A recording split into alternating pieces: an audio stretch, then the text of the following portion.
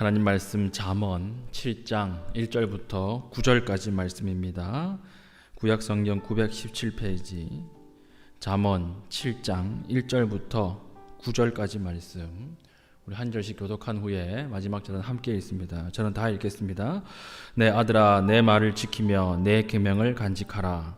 내 계명을 지켜 살며 내 법을 내 눈동자처럼 지키라. 이것을 내 손가락에 매며 이것을 내 마음판에 새기라. 지혜에게 너는 내 누이라 하며 명철에게 너는 내 친족이라 하라. 그리하면 이것이 너를 지켜서 음녀에게 말로 호리는 이방 여인에게 빠지지 않게 하리라. 내가 내 집 들창으로 살창으로 보다가 어리석은 자 중에 젊은이 가운데에 한 지혜 없는 자를 보았노라. 그가 거리를 지나 음녀의 골목 모퉁이로 가까이 하여 그의 집 쪽으로 가는데, 함께 있습니다. 저물 때 황혼 때 깊은 밤 흑암 중에라. 아멘. 오늘 잠언 7장도 음녀의 길로 치우치지 말라, 이렇게 교훈하고 있습니다. 우리가 지금까지 살펴본 결과 음녀의 길에 대한 교훈이 몇 번 나왔죠?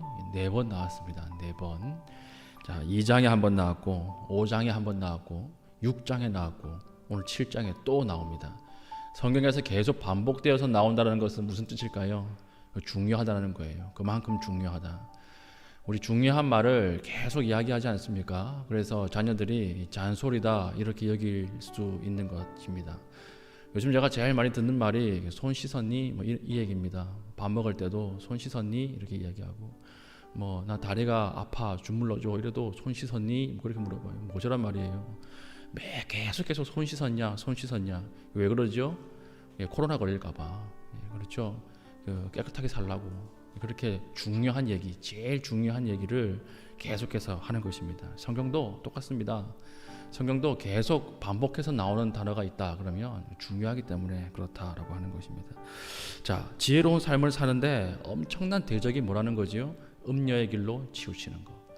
음녀의 길로 치우치면 지혜로운 삶과는 거리가 멀어진다, 이렇게 보면 틀리지 않습니다. 그 음녀가 누굴까요?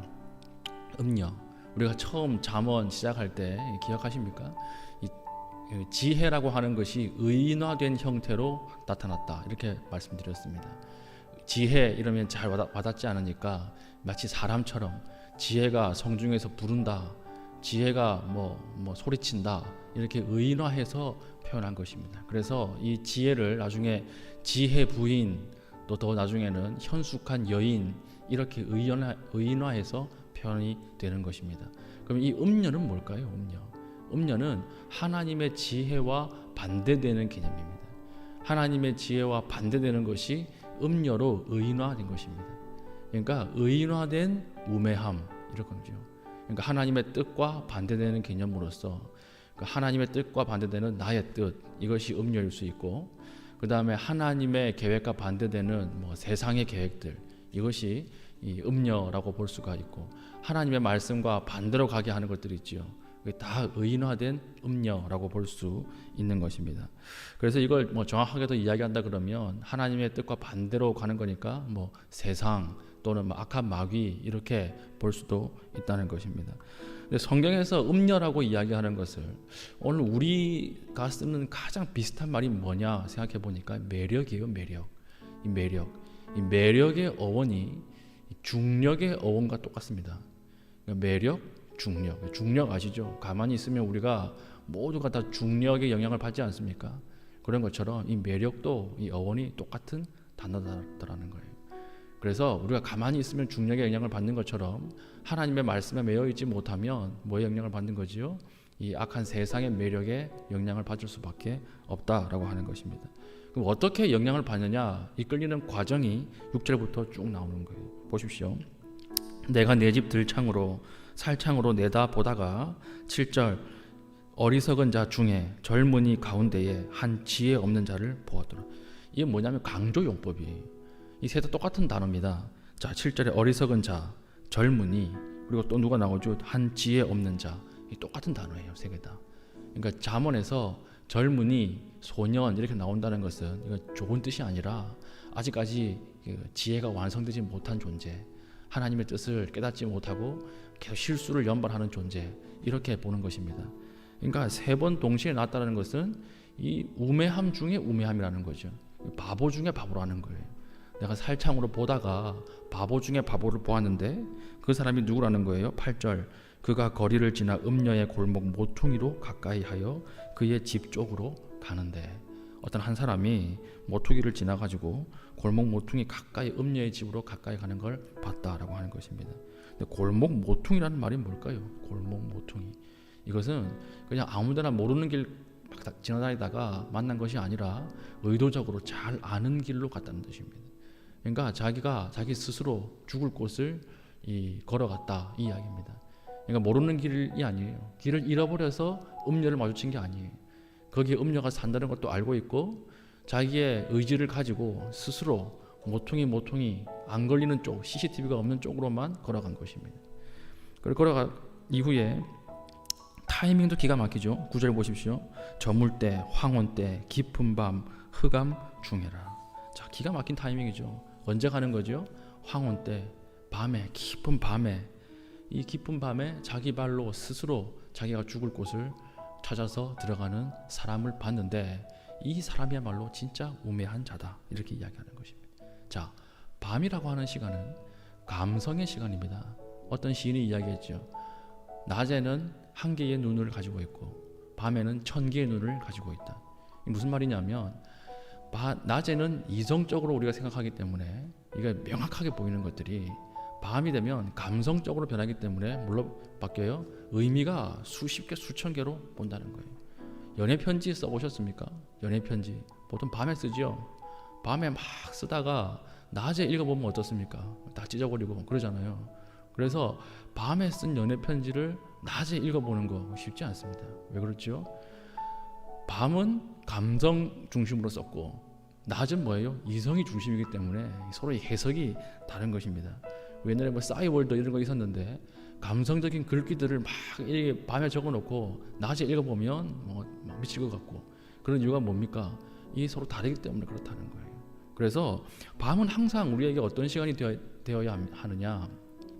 성찰의 시간이 되어야 되고 반성의 시간이 되어야 되고 말씀을 묵상하는 시간이 되어야 돼요. 왜냐하면 하나님이 그 시간 감성을 중심으로 감성이 작용하도록 우리에게 주신 시간이기 때문에 항상 묵상해야 되고 성찰해야 되고 반성을 해야 되는 시간인데, 그 시간에 돌아다니면 안 된다는 거예요. 그 시간에 돌아다니면 안 돼요. 잠을 잊은 그대에게 이거 안 좋다는 거예요. 이 메시지 자체가 벌써 비성경적이에요. 잠을 잊은 그대에게 안 된다는 거예요. 그거.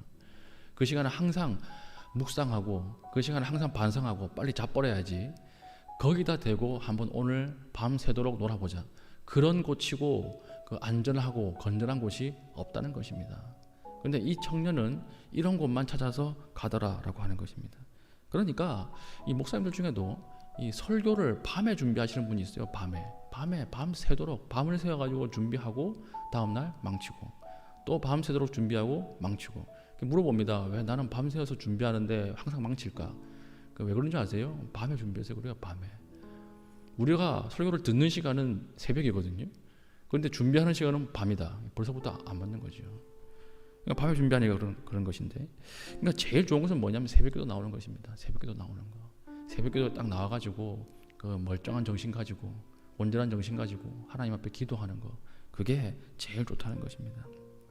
자, 이 어리석은 자가 중력에 이끌리는 것처럼 음녀의 길로 행한. 왜 그렇죠? 그 이유가 1절부터 4절에 나오는, 우리 계속 반복해서 나오는 거지요.